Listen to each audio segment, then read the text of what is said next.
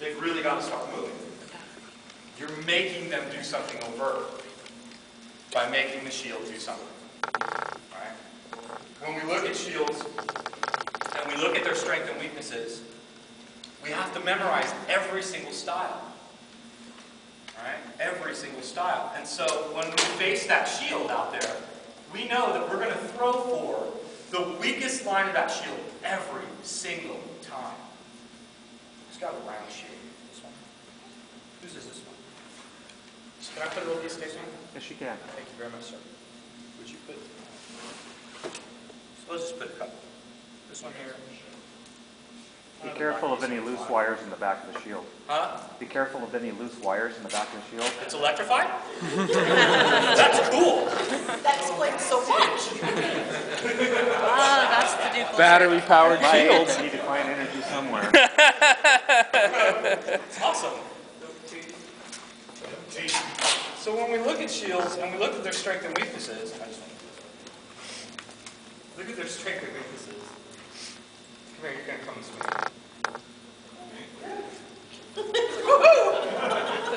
You don't get that, though. No. All those house fire jokes on I'm about to give you that. So, anyway, if I had a strap, different, I didn't look at the way it's strapped, but anyway. So if I'm holding it the way I would normally hold it, in strap position,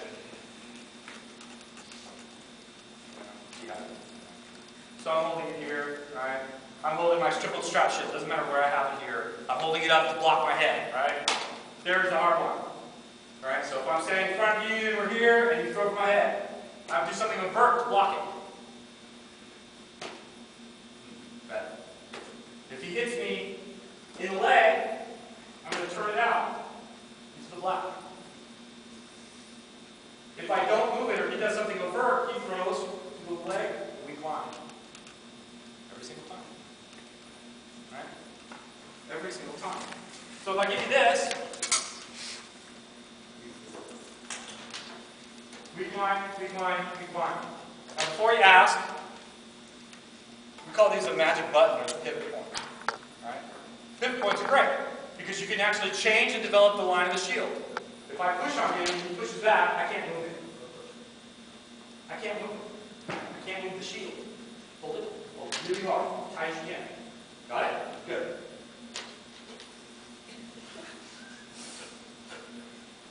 Every shield has one. All of them have them. So if I'm fighting and I need to stab him in the neck, what we call Frankenstein. Because they're on guard. I may throw something over here because I'm causing this. Ouch. Subtlety is your friend.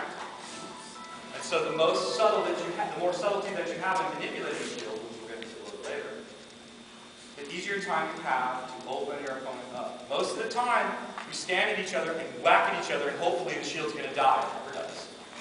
And we pound and we pound and we pound. I watched a couple of fighter practices and I saw 2 shield manipulations in I don't know how many hours of fighting.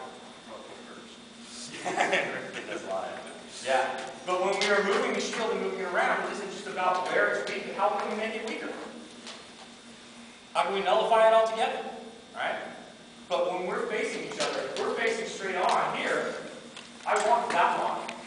I want that line, and I want that line. And if I can't get it, I have to move him. I have to move him, or I have to move that shield by pressure. It's not just about throwing at those weak lines, it's about pressuring those weak lines. And how we can make those lines work for us best. But if we're constantly throwing into solid line of shield, we're wasting time. We're wasting attacks, and we're letting them think of what they're going to do to us while we're in the middle of the fight. If we can look at the lines that we're cutting at. So when I step into measure, we start off, we're ready to go, they say lay on. When I get in here, as soon as I step into measure, I know I'm in danger. He can hit me in the lip right away. I need to understand that and realize it. So, alright, here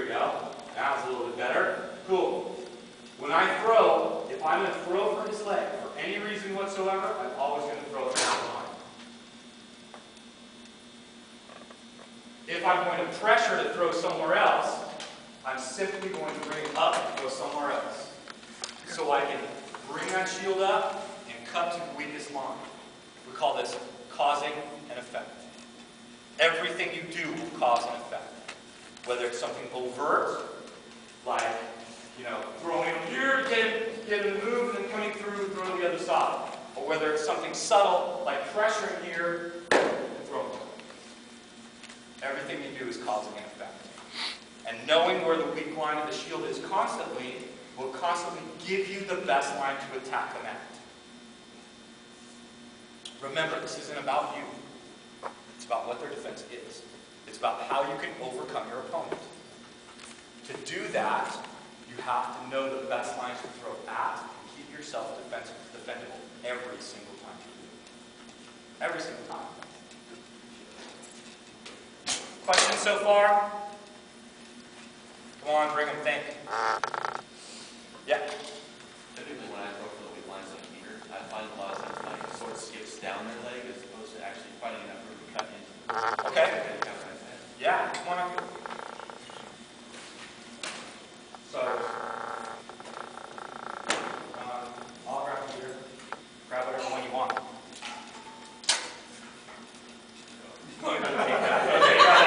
That's about a quarter of the size of your Wanted that bar. shield? On purpose? That's just funny as hell. Anyway.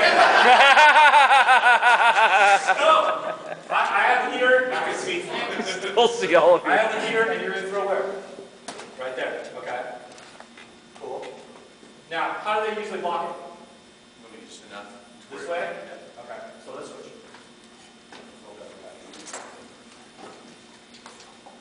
Okay. So, I'm causing something. I'm attacking him. He's going to block his leg. Good. Now, by angling that shield, say if I throw a wrap too, do the same thing. You block. Okay, here we go. We're fighting, you block. Good. What happened to the rest of the shield? Where else did it open up? There, and because the shield went sideways when you blocked it, you're now turning a 2-foot blocking surface. Go ahead and do it again. Into a 1/2-inch blocking surface. When we moved and he blocked, he didn't move his feet either. If he takes a little half step when he makes the block, he doesn't move the shield nearly as much. But because of that, when you're throwing that wrap and it tilts and knocks off a little bit, that's fine. Depends on where you want to go next. If you throw and they block it, that's great. That's what's going to happen in a fight. You're going to one-shot everybody. But when you throw that and it does skip off, realize that because they had to go down and to their left, here's open, down and to their right is open. If you want to continue pressuring down here, it's open. What is open because you threw it there? Not, damn, that didn't work, go somewhere else for some other reason. It's bang, cool, I know the next one's open here. I know the next one's open here. Why is it open? What have you caused? What have you done? How many times have you heard that in your life? What have you done? It's exactly what you're thinking. What have you done?